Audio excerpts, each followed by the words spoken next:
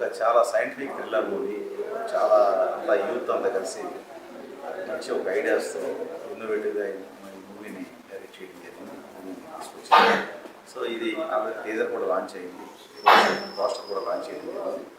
ఇది ఒక మంచి యూత్ అంతా కలిసి వాళ్ళ ఇన్నోవేటివ్ ఐడియాస్తో కొత్తదనంతో సినిమా కొంత కూడా కొద్దిగా నేను కూడా చూశాను.